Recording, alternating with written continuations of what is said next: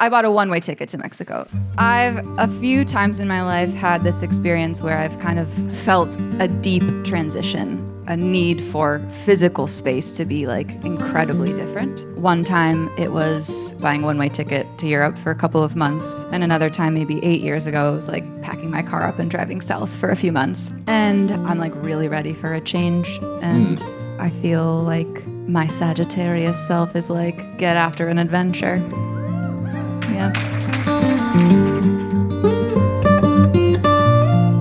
Welcome to Seacoast Stories, a weekly podcast about the people and businesses of New Hampshire and Maine. I'm Troy Farkas, and that voice you just heard is that of now three-time Seacoast Stories guest, a Seacoast small business marketing expert, and also the lead singer of hit local band Foxglove, the one and only Laura Fox. As a web designer and marketing strategist for other friends of the show, like The Press Room, Vernon Family Farm, and The Functional Nutritionist, Laura Fox is one of the foremost voices on the Seacoast when it comes to building a business with intention. And it's that intention that positions Laura as one of the most sought-after musical acts on the Seacoast, and also why she's one of my absolute favorite Seacoast people to talk to, both on and off the camera. In that opening clip from our live podcast at 3S Artspace last December, Laura revealed that she had booked a one-way trip to Mexico for an undisclosed amount of time, long enough to leave the Seacoast, but not so long that she would miss the in-studio recording date for her soon-to-be first record, Maybe A Daydream. Today, in another edition of The Follow-Up, where we bring back popular past guests, Laura Fox and I talk about the Mexico trip, whether it met her expectations, and what she learned about herself along the way. Plus, she takes us inside the recording studio of her new album. She explains how Foxglove landed a coveted spot at Prescott Park in August, and we have an unexpected conversation about the role of AI in the songwriting process and why Laura believes it's unethical. Today's podcast is presented to you by Portsmouth legend David Higgins. And to begin, we travel back to January of this year, just days before Laura is set to leave the Seacoast behind for the trip of a lifetime. So I saw your band Foxglove perform at the Press Room early January. It was your last show before you were headed out to Mexico. And I remember being in the crowd that night, upstairs, sold out, packed, standing room only. It was a great show that you guys put on. But I couldn't help but wonder that night, what was going through your head as you were performing just a few days out from going to Mexico, your last show, knowing that, and we'll talk about this later, that this would be the last time you guys are really together until you go to record your album in studio. So just take me back to that night. What do you remember thinking and feeling? I remember feeling like so full of joy. Like I was so elated to be on that stage. I was so moved that so many people showed up and were so present and such active listeners and therefore like participants to the evening. There was just an energy in the room that night that felt, for me, it felt like magnetic. And from the responses that I got from that experience, like multiple people who've seen us play many times were like, this was the best show you've ever played. And I think it's because like, it feels like we're this unit in this really connected and beautiful way. Like we have so much fun together. We just spent 5 days at a studio out in Parsonsfield, Maine, making our album. And that was so fun. And like, we're just, so much of it's just like joking around, but it's also so supportive. Like I feel so supported in my music world right now in a way that I truly never have. And part of that is from my bandmates, and part of that is from my friends and family, and also people that I don't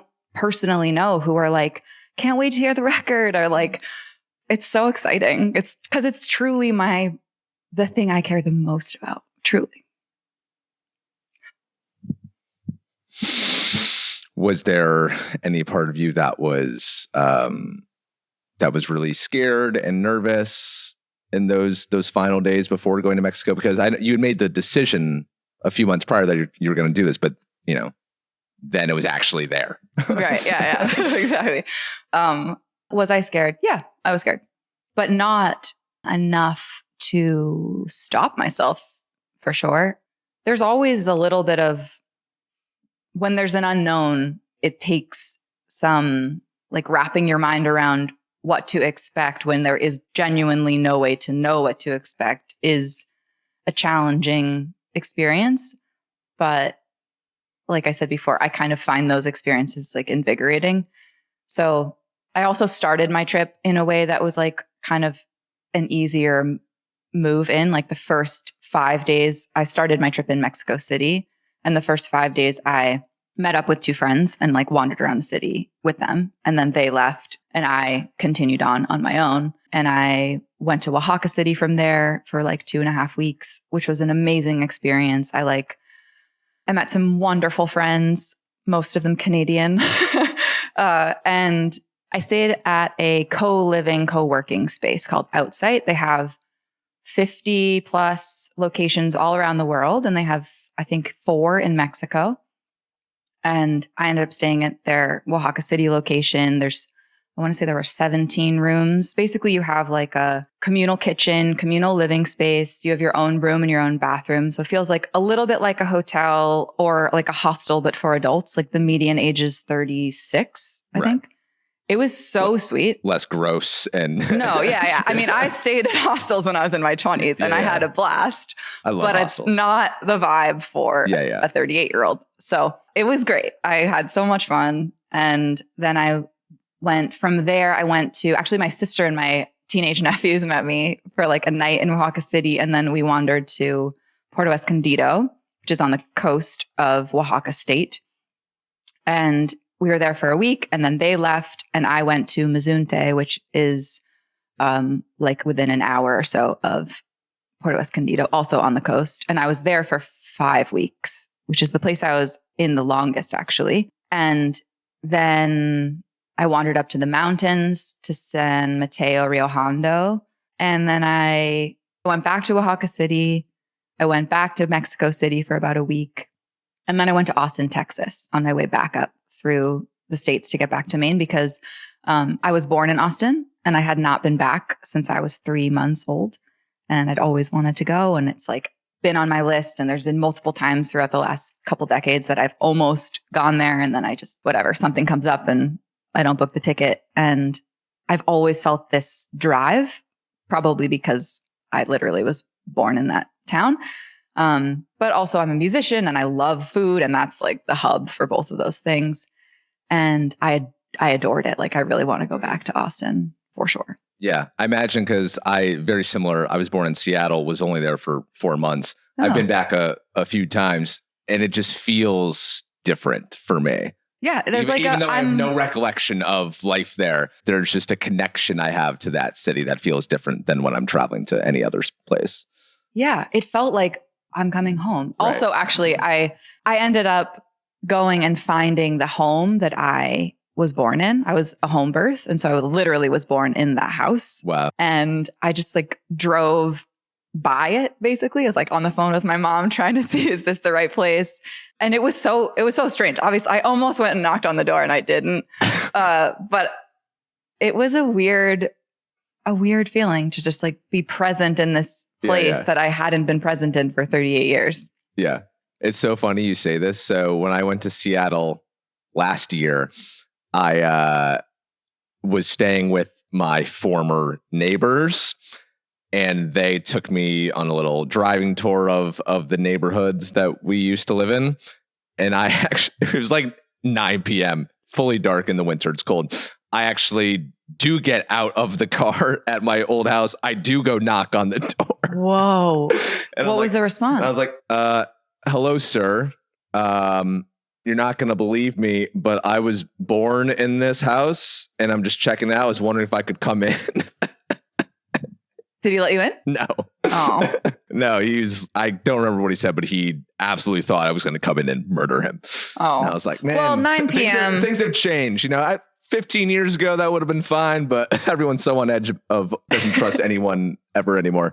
Yeah, was speaking to me. Actually, I think he was speaking to me through the Ring doorbell. Like I didn't even see the guy face to face. So I actually did do it. I mean, props to you. I kind of wish that I had. I don't know why I didn't. I just, I almost didn't feel like I needed to see it. Yeah. It was more just to be like on the land was enough. Yeah. So do you think you got out of the trip what you had intended to? I think that I learned a couple of really important lessons for me on the trip. And that one of them is, I'm sure will be unsurprising to hear, the connection to other people, regardless of if I'm traveling with people or alone, is primary. So co-living, co-working spaces to stay was really important. And I would do that again. I don't think there was a handful of times where I stayed on my own places and it just wasn't as supportive to me, for a myriad of reasons. But mostly there's just a range of experience that I want from living with other people. The other thing I learned was how important temperature is to my experience. Like, I want to be somewhere that is like, between 65 and 75 degrees. I don't need a 90-degree beach day to be in a great experience. So that's helpful because I think it's easy to think like, oh, it's wintertime, I'm freezing, I want to go and be hot. I don't actually want to be hot. I want to be warm. So it's a mood booster for you. Yeah, I feel very drawn to the sun. But because of that, if it's already ripping hot, then the sun is like a challenge, right? So yeah, I've never identified with this. I mean, I've been in the Northeast my whole life as well. I do not mind the winter, but the number of people I interact with here that are like, God, like I just hate winter so much. I love winter. My only hang up with it is like I hate when it gets dark at 4:30. Yeah, that sucks. But the cold itself, I'm actually a fan of. I actually really? I don't know. It's 80 something degrees right now. I'm in pants, long sleeve shirt. I hate wearing shorts. I hate wearing short sleeve shirts. I hate dressing for summer weather. I wish it could be like 45 to 60 at all times. You should move to Antarctica. No. I think that's a little colder than that. Yeah, not a big summer guy. Yeah. Interesting. Hot take, I know. Yeah. I don't know what that's like. I mean, do you like a lot of snow related activities? No. Okay, then I don't get it at all. But like, I would much rather go for a run in 10-degree weather than 90-degree weather. Okay, I could see that. Not that I want to run, but yeah. Any other learnings aside from recognizing that you love people and the warmth? I guess one of the benefits or one of the learnings is that I think one of the biggest learnings that I have had actually in life, and it applies to this experience, is that it's important to do things when you're not ready. Because I think almost always you're never going to feel fully ready for this next thing. And I think a lot of people let that fear just stop them from doing the thing. And there wasn't like a clear plan. I wasn't like budgeting out every single dollar or knowing exactly where I was going to fly to, any of that. I just kind of did it as I was going along. And I'm sure looking back, like that there are ways that I could have done it, quote unquote, better or differently. But I needed to do it this way to get to the next place. And yeah, I think I want to live my life in a way that is expansive. And this experience felt expansive. And even in the moments when I was like feeling homesick or wishing that I could hang out with my friends that weekend, like there is a beauty to traveling on your own and there is a loneliness to traveling on your own. And both can be true at once because that's the reality of most things. There's always multiple things at play for every experience. But I'm so glad I did it. And it makes me feel more confident to keep doing it. And one of the things I think I will do the next time is stay in places longer. So even though Mazunte wasn't my favorite place that I stayed, I did like the experience of a 1 month, 5-week experience rather than 5 days it's just not long enough to get to know a place. So, yeah. For anyone listening who is listening to you talk about this experience and they find themselves thinking, man, I really want to do something like that. That sounds so appealing, but I'm not sure if I can do it. I'm nervous or scared or anxious about it. what would you say to that person to get them over the edge, to nudge them toward doing it? I would ask them to pay attention to how it feels in their body to imagine themselves on a trip like that. And that this can be the case for anything. If you're wanting something, but you're feeling fear around it, I think if you try to flip it and move the fear into excitement and then move it into a somatic experience, meaning in the body, literally let yourself visualize like, this is what I'm doing. And you're on the joy side of it, not like thinking about all the problems that could arise or you don't have enough money and all that stuff. Like the power of positive thinking is actually scientifically proven. It's not like just, it makes a very big difference to visualize yourself doing the thing that you want to do. One of the things this is a cool segue maybe. I have been visualizing myself on a stage in Portsmouth since I was a child. I grew up across the street from Warren's in Kittery since I was 6 years old. And I would walk across the street or not across the street. I would walk across the bridge regularly and go to this venue and watch plays and music. And I would picture myself on this stage. I mean, literally decades wanting to be there. And this summer, my band will be playing on this stage at Prescott Park. We'll be opening for Ryan Montbleu on August 12th. August 12th, Foxglove coming to Prescott Park. I'm so excited. I can't wait. Congratulations. Thank you. How did this happen? It happened. Well, last year I had reached out to them because I was like, if you want to do something, you got to put yourself in the room. So I had reached out to them and asking if there was a space for like a local artist to open, because that's something that they regularly do, which is fantastic. They bring in local support for touring acts. And for whatever reason, we didn't end up finding a show last summer.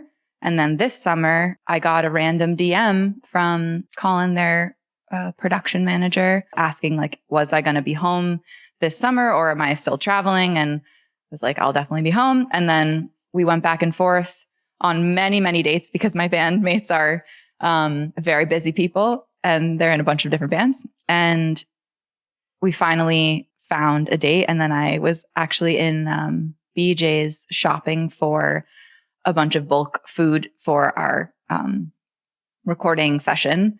And I got a phone call from Colin telling me that I had gotten the gig. And I literally like, I was like shaking. It's like, dropped your carton of eggs. Yeah. 19 carton of eggs. It just feels so exciting. Like I was looking at some photos of Prescott Park after the fact and I'm like imagining myself on that stage. But the point of this segue is that as a kid, I was picturing it, but also truly for the last 2 months or so, I would take like quiet moments every few days and close my eyes and picture myself playing on the stage with my band. And I would visualize the audience and I would visualize the temperature on my skin, like visceral experience. And then within a couple of months, the date was booked. Wow. How does it feel to know that you're going to be achieving a lifelong dream? It feels so fucking exciting. I'm like, it's funny because I've watched so many different plays on that stage. I've watched so many musicians play that stage. I've spent so many of my own hours like in that park.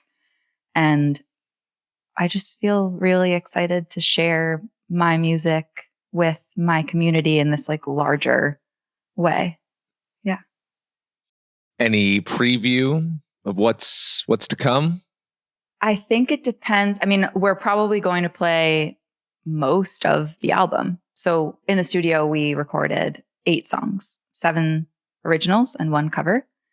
And I think that the intention will probably be I think we have like 40 to 45 minutes or so of an opening set. And I think that we can probably potentially play the album like start to finish.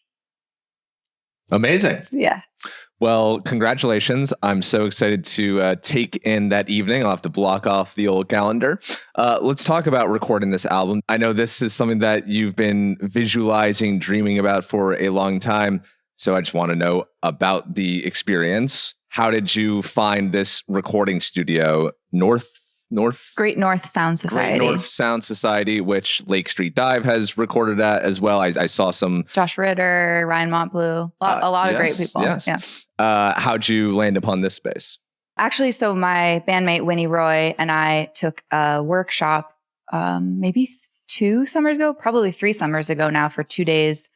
That was offered to female musicians who were interested in understanding the ins and outs of the recording process. And it was located at Great North Sound Society up in Parsonsfield, Maine. And we had a wonderful time. It's like this old farmhouse, and there were, I think, 7 or 8 of us there for 2 days.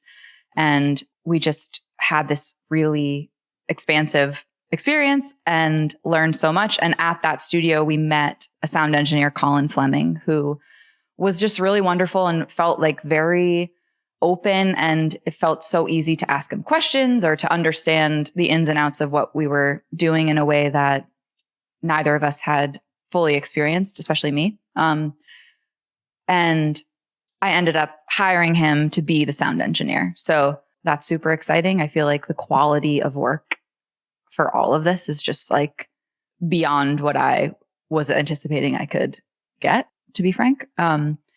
And I'm also so excited to share about the album art. So a handful of years ago, an artist who I adore, Sarah Koff, was speaking at a Creative Mornings event. And that's how I learned of her work. And I have a memory of watching that Creative Mornings and thinking one day she's going to make my album art. I just like knew it in my bones. And this was literally, this was years ago, before my album was really in the world. It was in my heart, but it wasn't like actually in the planning stages. And once I started to move into the planning of the album art, I reached out to her and asked if she'd be interested, and she's interested. She's never made an album, it will be a vinyl. So she's never made album art before. Usually she does posters, but her work is so beautiful. She does woodcut prints. And it just feels very fitting for Foxglove. I'm excited. Wow. Yeah. Your visualization is on point. Do we have a name for the album? Yeah. So when I shared with Sarah the ideas for the album, basically, I don't like the idea of naming an album after one of the songs. It's really common. And I think it gives more weight to that song, understandably, right. But I don't want that for my album. So yeah, also makes things confusing as well. You think so? Yeah. Yeah. I don't like that way to do it. So I was thinking I want it to be connected to the songs, obviously. So I went through all the lyrics to my songs, and I wrote down pieces of lyrics that I feel like are good imagery to bring to life in the album art. And I shared all of those with her. And then when I was at the studio, I shared those with the band. And I was like, I think that there will be a piece of one of these lyrics will be the name of the album. And I read them all to everybody. And then my guitar player, Jim Dozette, was like, I think it's this. And I was like, yeah, it is that. Let's do it. So the name of the album will be maybe A Daydream. So how was the recording experience? Up in the middle of nowhere, Maine is where I assume this is. It is. Yeah, it is the middle of nowhere. Parsonsfield. Yeah, it's inland. It's near Ossipee Valley. That means New Hampshire. Okay. It's not the Seacoast, yes, so you don't know it. It was so fun. We had such a blast. Like, I felt so supported. Everybody, the first day was just me and the guys. And we all, the way that we're tracking the songs is like, we're all in separate rooms and we track the full song. And so we're talking to each other on the headphones, and we're like fucking around, like making jokes and playing through these songs in some of the ways that we're used to. And then we're like adding different pieces and layering parts. And there's just this there's this creative aspect to the recording process that is not the performing process that I'm really used to. And going in, I felt like scared because I care so much about this. And that makes me know, like, energetically, I'm kind of my grip is tight. And you also only have one shot at this, right? To get this right. Because I mean, studio time's expensive. You're paying for all these people as well. Yeah. I mean, you can always like, I could go into a studio to comp something if I had to, but that's not the goal. Yeah. Like I would like to stay and do it. And we get it on this one weekend. But it was amazing. I mean, I think I felt really blown away by the level of musicianship of my bandmates. Like I know them to be such lovely human beings and great players. And it wasn't surprising, but it was like validating. You know, we would go and we would do a take and then we would come back into the room with the console and we would listen back to it. And one of my bandmates would be like, yeah, like, can we play that part back? I want to do that differently. Or I want to do this differently. Or I hear this thing. Or so even though like the ultimate decision making was on me in the larger sense, like I felt very much like we were in a collective, which is what I wanted. You know, I don't want it to feel like this is the Laura Fox project. It's not. It's Foxglove. And there's a reason why we're not Laura Fox. And that's the name of the band. Like my bandmates, Winnie Roy, Steve Roy, Rick Habib, and Jim Dozette are a huge, huge part of the reason why Foxglove is the way it is. And I want it to feel like we're a unit. And it really felt like that in the studio. It really felt like they really care about this. Like there were times where, you know, Jim would go in and he would play some riff or like some solo on a song and he would come back and we would listen to it and we'd be like, oh my God, that's so killer. And he would listen, he'd be like, it's not quite there. And he would go back and he would do it again. And it was better.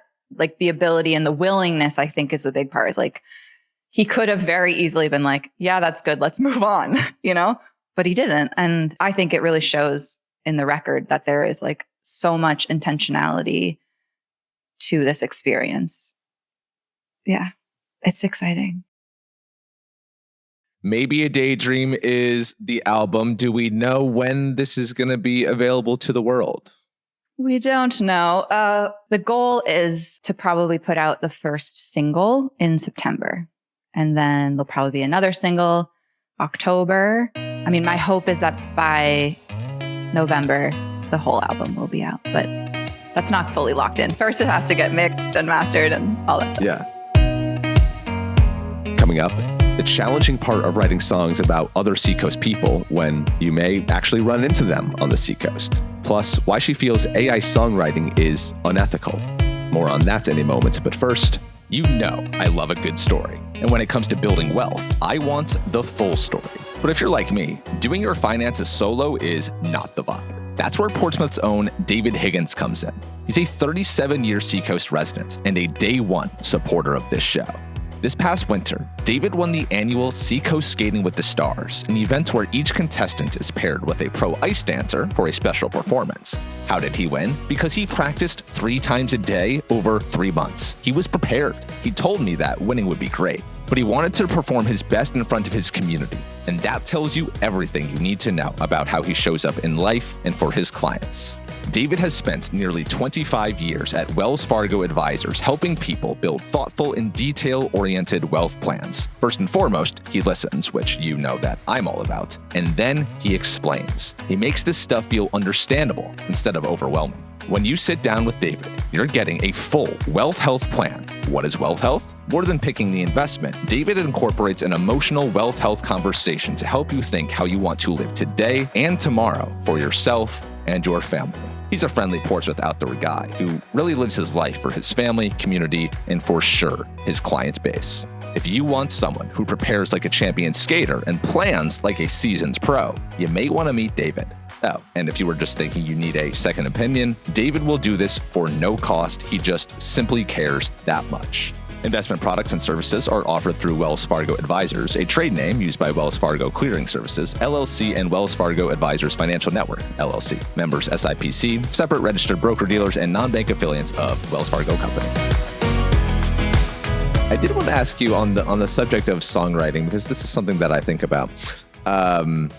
You know, as you said, you write a lot of your songs about relationships, past, present, and future. Mm-hmm. And in this small town that we live in, people who are in the audience who know you know who the song is about. Yeah. And then that person might hear the song as well. And so I'm wondering how you approach this, because there's times where I'm talking on the podcast and I'm always checking myself. I'm like, I'm going to keep this as vague as possible so that people don't know who or what I'm talking about, because I don't want them to feel some type of way about it. Like, I've been doing this for so long, like having my life out there publicly. So, I don't even think twice about it, but I'm very cognizant that for other people, they're far more private than I am. So I do have to be mindful of that. So I'm wondering how you think about all that. Well, I don't write songs with people's names in it. So it's not I mean, some people do, but so there's at least an aspect of, you can't know for sure, right? Although, I mean, there are times when I'll write a song and then I'll share the song on social media, and it's like, well, she just had a breakup, so she's probably writing about him. So I'm aware of that, but also I feel like there's a bit of a disclaimer in dating me, in that the reality is that you will most likely end up in a song, or many of them. Like, this album has actually, interestingly, there's 2 songs about one relationship and 4 songs about a different one, and one about not about a specific person. Yeah. Do you say this on a first date? On a first date? Yeah. No, I don't think. I wonder how I would should just respond to that. write a sign, like, just beware, I might write a song about you. Yeah. I mean, for sure. From my experience, most of I guess I could ask. I'm friends with multiple of my exes. So I could ask them and let you know how they feel. But I think in general, it is initially uncomfortable for somebody to, especially, I mean, it depends on the song, right? Like, if it's like a sweet and loving song, it's different than if I'm like tearing into you a little bit. But the creative process is sacred to me, and I'm not interested in editing myself. And I think it doesn't serve me at all to do that. And it definitely doesn't serve listeners for me to do that. If I'm going to edit, it's based on other things, and not because I'm worried my ex-boyfriend isn't going to like it or feel uncomfortable about it. Many of my exes are also musicians and songwriters. And so I think they especially get that this is the reality of the creative process. And ultimately, it's interesting. I think I've had many relationships that have been lovely in a range of ways and challenging in other ways. And obviously, ultimately didn't work out because I'm not with any of these men. And I also feel so much gratitude for them. So much gratitude. I was thinking about this a lot in the last few weeks when I was in this album creating process, because this wouldn't exist if I didn't have those relationships. And if I didn't have those relationships with those specific people, and in the ways in which they grew and evolved and dissolved, I wouldn't be musically where I am without them. And that's a testament to them and me. And I don't regret any of it. Even the very, very brutal and challenging moments of relationship are still, and I still am grateful for even those parts. So when you're writing these songs about these men, you don't consider their feelings in any way. That's not or how entirely they would feel true when they hear this. No, not entirely. I mean, I'm not considering them at all. I'll put that in the positive. I do consider them, but it doesn't stop me from writing it, especially the first round. Like, I would never, I mean, have you heard of Anne Lamont's The Shitty First Draft? Okay. So in creative writing, the idea is that you want to kind of purge the idea and let it breathe on its own. And the worst possible thing you can do is rein it in and edit yourself at that first stage. Right. Later on, whatever, hours later, days later, that's when you would think to do it. But the first stage is just let it out. It's kind of, essentially like the way you would journal. And the way that I write songs is very often like a purge or like a journal type of experience. And yeah, there have been moments where I've been like, maybe that word choice is not the right word for this experience, or it could land poorly, or maybe it's not actually authentic to the experience. And I was like in a certain mood or place. And so I allow things like that to shift. But ultimately, it's up to me to experience everything through my own perspective. And it's up to you and anybody else to experience things from their own perspective. There's no such thing as objectivity. Everything is subjective. And I think that it's total bullshit for us to assume or think that there's any way around that. There just isn't. And when it comes to songwriting, it's especially true. Like everything is through my lens. Like if you were to give this topic to one of my exes and they were to write a song about the same thing, it's not going to be the same perspective. That's okay. And the goal of the song is not to be honest. The goal of the song is to be honest, but it's my honesty. It's not their honesty. Right. And however it lands for you, it is completely up to you. Right. Exactly. So that's what you're referring to. On this similar subject, you did put out a video maybe a month or two ago talking about AI and music. Yeah. And you said it was, quote, unethical to use AI in the process of songwriting. And I would love for you to expand upon that. I have a lot of thoughts on AI. And I think in general, I'm comfortable saying I'm anti-AI.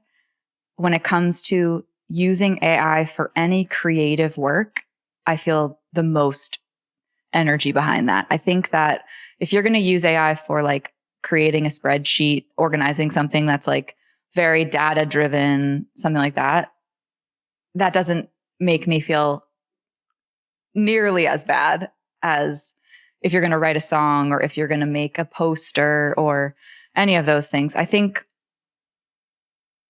there's the ethical dilemma with AI is there's a range to it. There's the reality of like water and the consumption and the data centers and all of it's like there's so many ways to take this, but specifically for songwriting,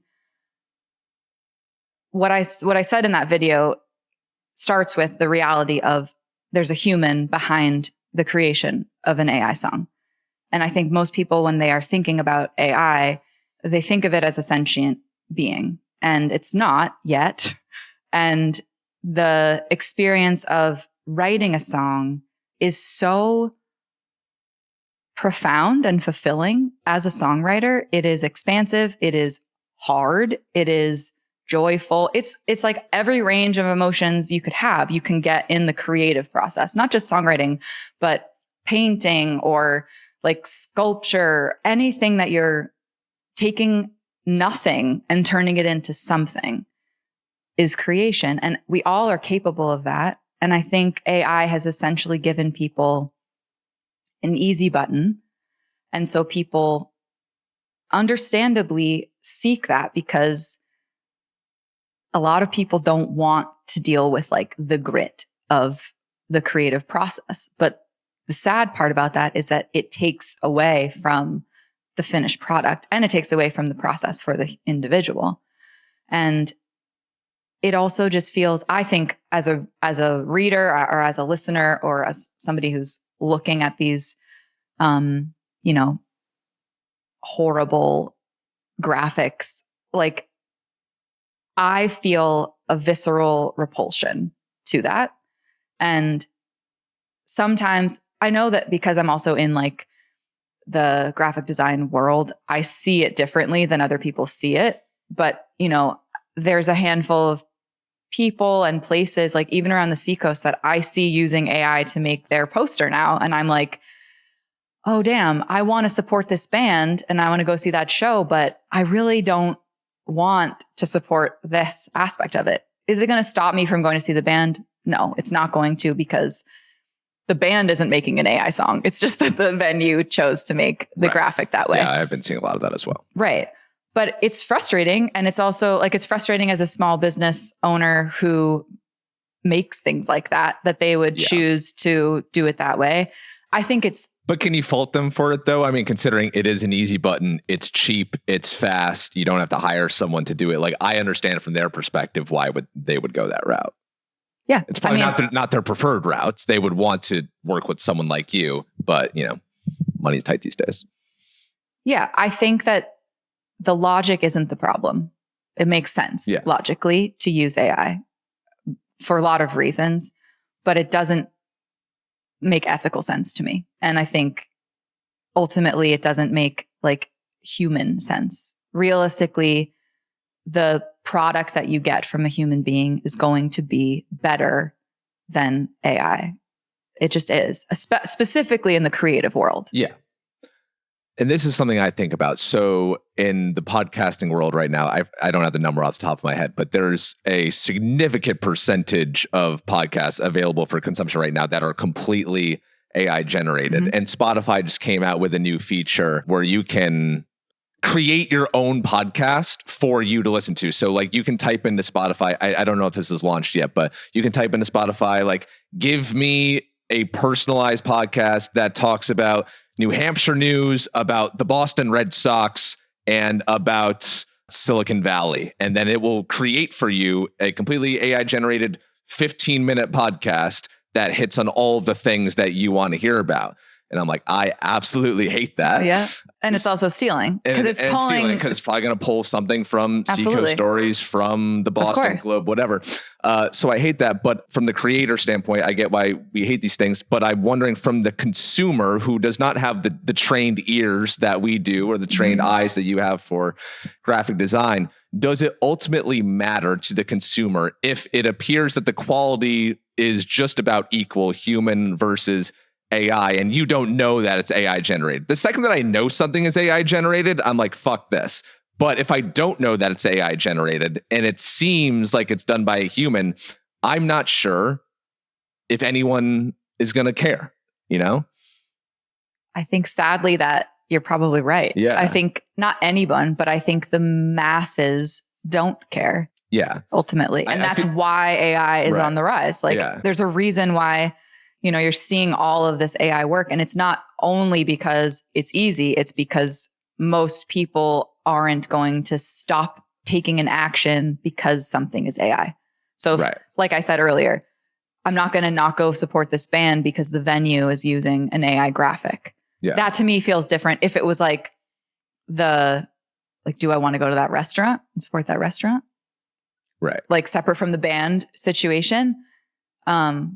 I don't know. It's like, is it a restaurant I already didn't care that much? It's like, I have a friend who writes on social media, writes these emotional, elaborate posts that are completely AI generated. Oh God.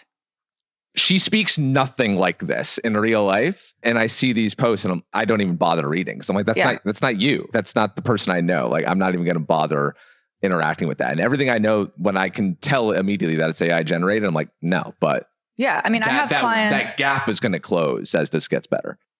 Right. I mean, I think currently AI is, it's in like its infancy. Yeah. So it is only going to get better, but it's also therefore only going to get worse in the like larger problem that we're having. Like the amount of jobs that are already, like if you look at Meta and Google and all of these like bigger companies, thousands and thousands of people are being laid off just this year. Yep. And it will only get worse.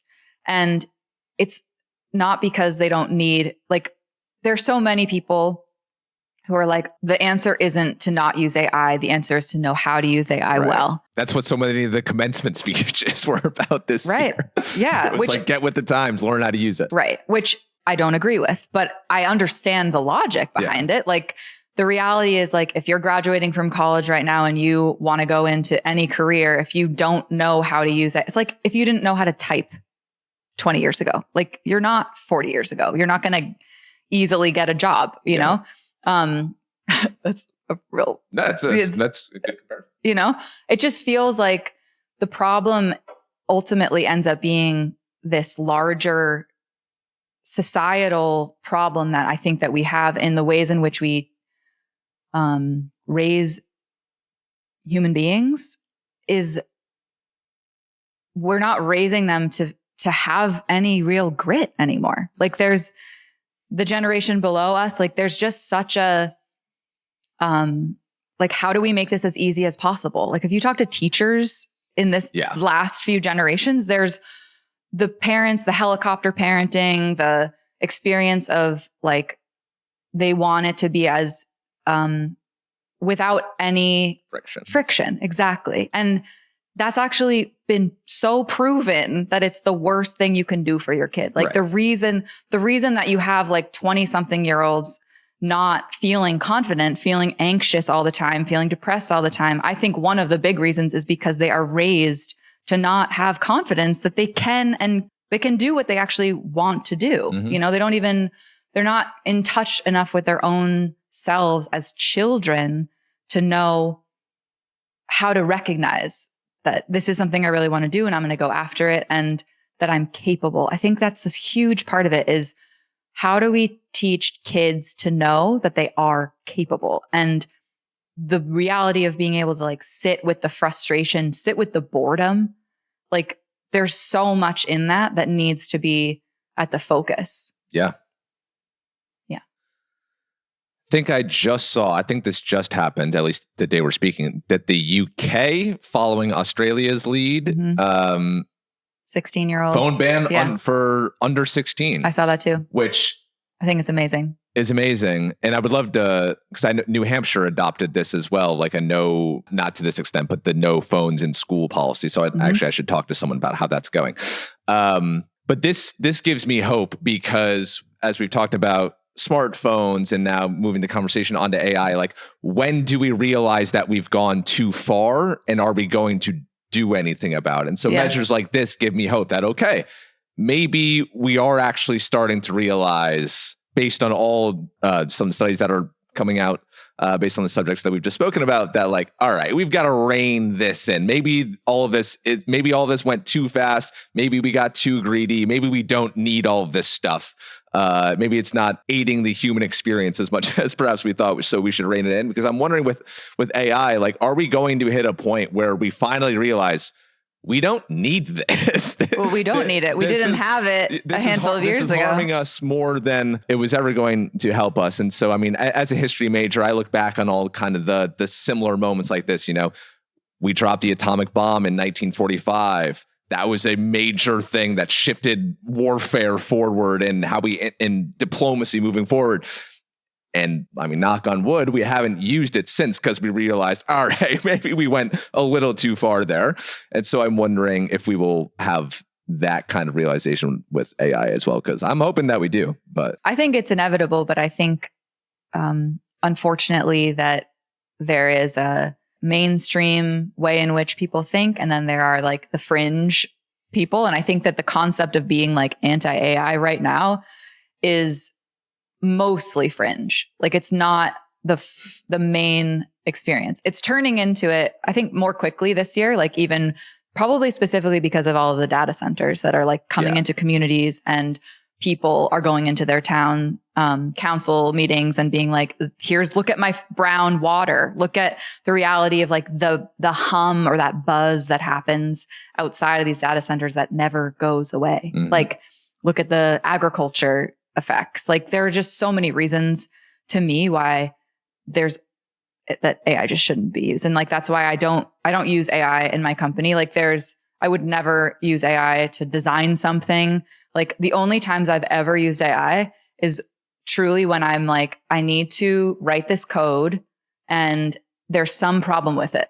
And I can't access the platform because my client doesn't have the level of privilege to talk to a real human and I can only talk to an AI and they're not giving me the right answer. And so I go to I like literally use like I Google and then that pulls in Gemini with the answer. And so for something like that, that's like very black and white, like, oh, you forgot a comma. Okay. Yeah. You know, but that's it for me. And even that, honestly, I feel like unethical because I am so like, I don't want to use AI. And in that example, if AI didn't exist in that example, I would have literally just called my friend who is a developer and been like, how do I change this code? Yeah. Devil's advocate, those of us who are anti-AI, is it possible that we are falling into the same camp as the people who were anti-cell phone, who were anti the radio and anti the microwave? And anytime there's a new technology, television, streaming, like anytime there's a new technology, there is always going to be a sector of people who push back and say, this is going to kill the way that humans interact with each other and our lifestyle. This is bad.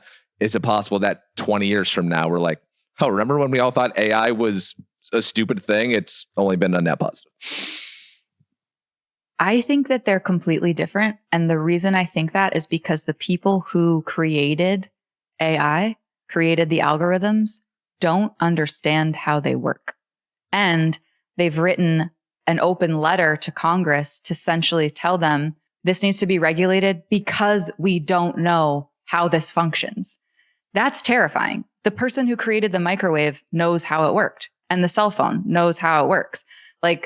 So I think what's hard about this is because this is actually a very common argument. It's like, you're just being left behind and you're a dinosaur. Like, you're such a boomer for not all that shit, But I think the reality of AI is, first of all, we don't even have the level of AI that we see now is not what is going to happen. It is so far beyond that. Like, it's not within our comprehension, honestly. And I'm not saying this because I'm just like, oh, I think this. It's like the people that I follow who are like the top AI experts are saying this, that we have to regulate the shit out of this or we will be fucked.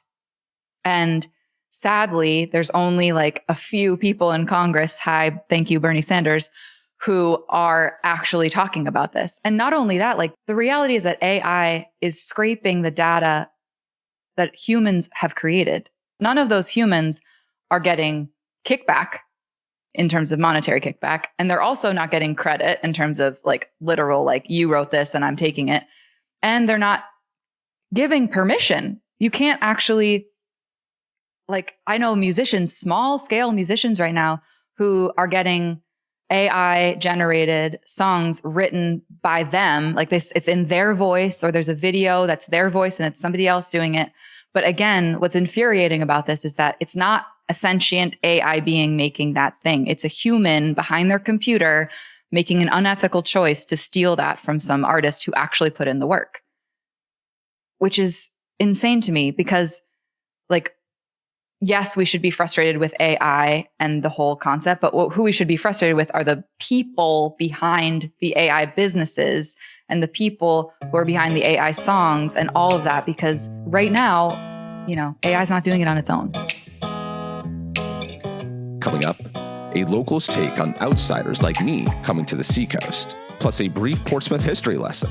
That's next, but first. You know how sometimes it feels like everyone around here has their life figured out? Like when you're out to Old Ferry Landing and you see people who clearly have a 5-year plan, a Roth IRA, and a dream job, while you're just sitting there with that rum punch thinking, wait, am I supposed to know what I'm doing by now? Well, if your career could use a little direction, I want to tell you about JOBTALK LLC, a career consulting firm run by podcast alum Crystal Hicks. Last year, a close friend of mine had one conversation with Crystal, applied a piece of advice that she had gotten during that call, and not long after, she landed a senior marketing role at a major fashion brand, ending a months-long job search and landing her an even bigger salary than she was going for. I wasn't surprised by this, because helping people get jobs is literally Crystal's job. She's been doing this for 18 years, and she helps 400 clients per year navigate career changes, salary negotiations, resumes, interviews, basically all of the stuff that most of us avoid thinking about.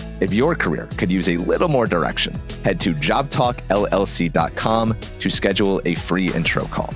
If you don't need virtual counseling, JOBTALK also offers several online courses about resume building, cover letter writing, and LinkedIn. And listeners of Seacoast Stories can get 50% off, that's 50, off any of them by using the code SeacoastStories50 at checkout. Again, that's Seacoast Stories 50 for 50% off at JOBTALK LLC courses. Excludes live sessions, only valid on JOBTALK Academy courses. people on Facebook are the worst. And so I posted some clip that was a clip from a recent podcast, something to the effect of I was talking to my friend Gwen, who she also moved here 3 years ago, like I did. And I was saying that one of the good pieces of feedback I received about doing what I do is that for people who have lived on the Seacoast forever, and the Seacoast has changed a lot through the decades. And so some people don't view the Seacoast as favorably as they once did. The nostalgia, they have a lot of nostalgia for their favorite things that no longer exist. And so I was saying that I have come in and I've heard that my childlike enthusiasm for the Seacoast and just like experiencing everything for the first time has been invigorating for them and has reminded them of, oh yeah, I know the Seacoast isn't perfect right now and that it's changed a lot. Some will say for the worse. But my enthusiasm for it has reminded them this place is actually pretty cool and I should be really appreciative of where I live. And so that was the clip. Got absolutely lit up in my comments. On negative lit up? Negative comments, just about how much, and Facebook people can't be reasoned with. I had one guy called me in my Facebook Messenger DMs and I didn't pick up. And then he called me a coward and told me I'm ruining this place and that people like me and Gwen are, have ripped the soul away from Portsmouth, et cetera, all these things. Wow. So I don't want to have a conversation with people like that. But with someone like you who has been here forever, how do you feel about outsiders coming in, and have we negatively impacted the Seacoast that you know and love in any way? Are you pro growth, pro progress, and like, hey, more people want to come live on the Seacoast? How do you feel about that?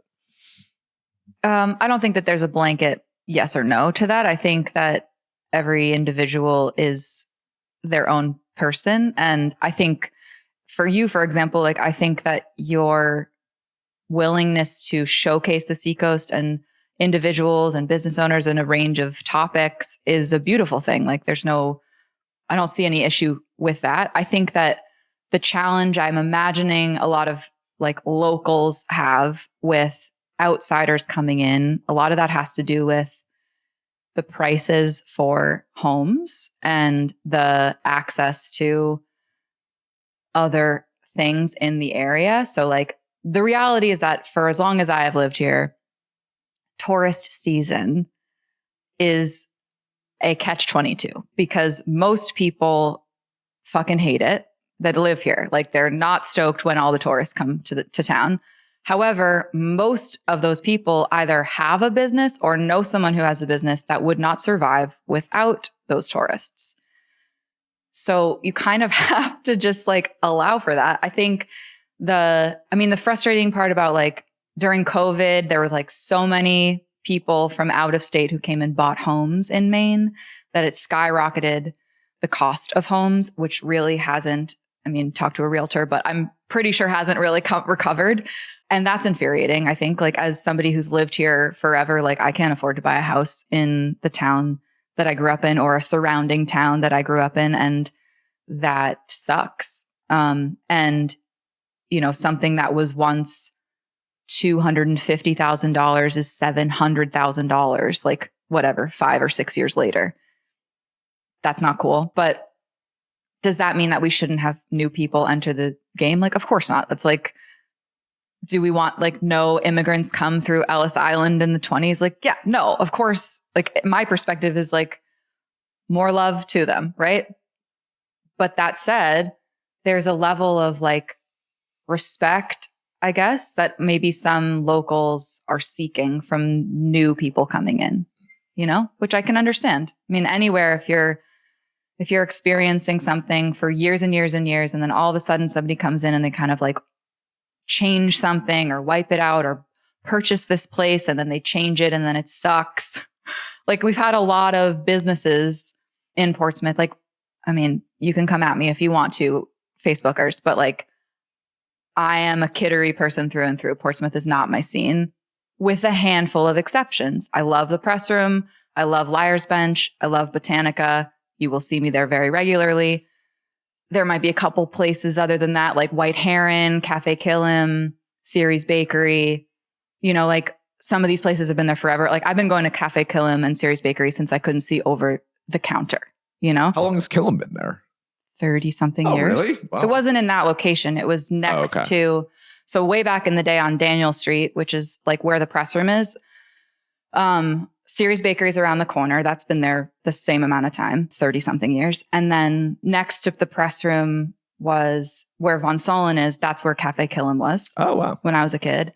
And then next to that, they've changed this, but there used to be two really beautiful red doors that were like kind of scraped and very old, antique looking that's next to Von Solon, like on the left. And the one on the left was Emilio's, which was the best place ever. It was like this old Italian man who was the sweetest guy. He would be in the front selling all the food. And in the back, Linda, his wife, would be cooking all of the food. And I would go there with my family, and we would my brother and I would sit on like cardboard boxes with like soda cans underneath it and like eat a slice of pizza.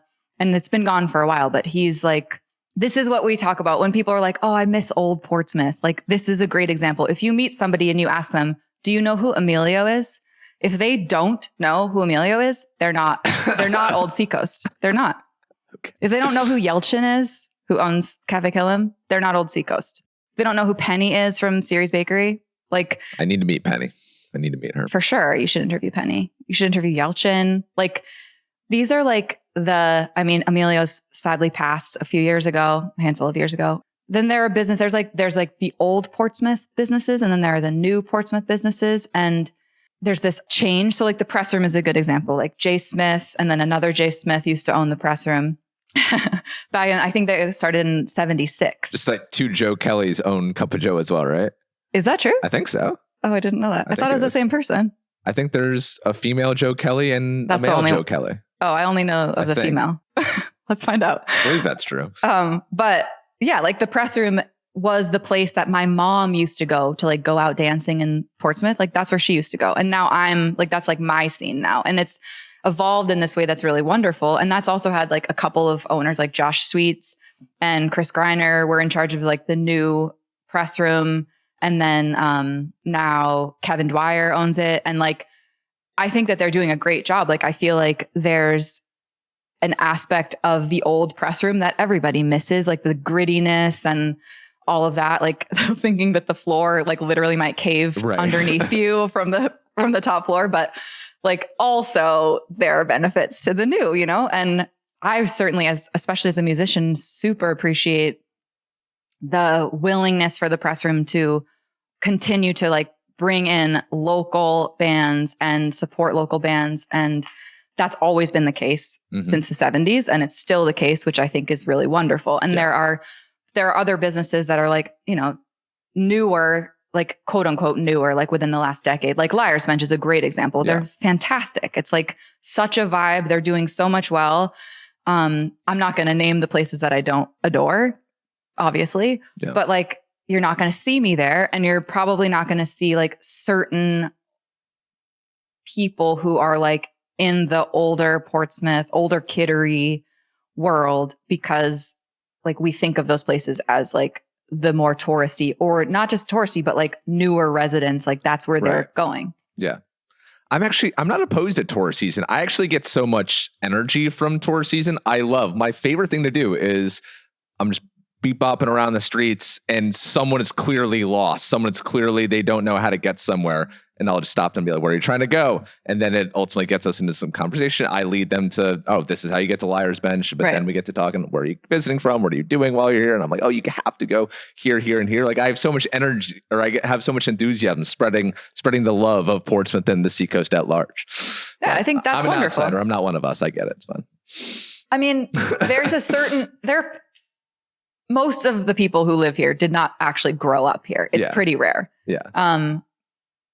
Which is, I mean, growth is good. It's not like it's a bad thing. I think the biggest thing is to be like, are you being thoughtful of the stakeholders around you, the people who already are here and already have businesses and already have homes and, you know, care about the park and the school system and whatever it is that's happening. Like you're entering something that already is established. How do you do that in a way that's thoughtful and respectful and also grows it? You know? Yeah. I feel like, oh my God, I have this idea. We should put together like a what is that called when for children and you have like a list of things you have to do in each location? Scavenger hunt? Yeah. We should do a Seacoast scavenger hunt. Okay. Right? Yeah, we absolutely I'm going to should. help you put it together because it's got to Please. be like old Seacoast stuff. Oh my God, this is brilliant. Yes. I don't even know if I can put this in the podcast because I don't want anyone stealing this idea. I also want to do a dodgeball tournament. Sick. Seacoast dodgeball tournament. Yeah. Because back in high school, and I went to a massive high school, this was the big annual event every year. We would have like 50 teams in this dodgeball tournament running 10 deep. You have your own team name. You come up with your own shirts. And Sick. it was just like this amazing event. So I'm wondering, like, we could have teams of friend groups, of coworkers, Yeah. of, how cool would it be to watch like Liar's Bench playing dodgeball against Loaded Question? Mhm. Yeah, it'd be a blast. That would be so fun. So I think, yeah, dodgeball. And also I've been talking to my friends at the gym. I go to Gain in Portsmouth, and I've been talking about wanting to put together a wiffle ball tournament. okay. Which I think is a vibe. Like I was never very into sports as a kid. Like I played basketball briefly. And I was on the soccer team as a child because I had a crush on a boy, Of course. unsurprisingly. But How many songs are written about him? maybe one in my early 20s that I'll never share. But yeah, no, I think that like intramural sports would be very fun, but I don't want to like join a league. I want like a one day One-off, and you're yeah. done. Yeah. Yeah. All right. Mm-hmm. My people will talk to your people. Yeah. I think that we should do some, I was actually thinking about this, Troy. We don't have to keep this in the podcast, but I was thinking because I have like an event planning background, like I think it'd be cool to collaborate on some like Maine Fox marketing, Seacoast stories events. Okay. And I have a handful of them in my mind. One of them is that scavenger hunt, Okay, obviously. great. These are all great ideas. Yeah. Okay, great. We'll have to meet up at A separate location. Lil's in Kittery. Yes. Support a nice local business. Mhm. Laura Fox, thank you so much for joining the show, for sharing stories from your trip, from sharing stories from the recording studio. I can't wait to hear the album, hopefully later this year. 100%. It will be in 100%. 2026. Okay. I can promise you that. 100% in 2026 and 100% on August 12th at Prescott Park. Laura, thank you so much. Thank you, Troy. Again, that's Laura Fox of Foxglove and Maine Fox Marketing. To stay up to date with her new album, upcoming shows, and latest merchandise, you can learn more by visiting laurafoxmusic.com. Speaking of websites, the brand new seacoaststories.com is officially live. We've been working for a month on this redesign, and we are very proud of how it turned out. On the site, you'll find all of our upcoming events, our limited time summer merch drop, newsletter, full podcast archives, and also our partnerships information. We're making big moves over here, and we'd love for you to be a part of it all by visiting seacoaststories.com. Thank you again to Laura Fox for joining, to David Higgins and JOBTALK LLC for supporting today's episode, to everyone who attended our sold-out dinner club last week in Newmarket, and to all of you for listening. If you see me around town this week, please stop me and say hi. I would love to hear your story.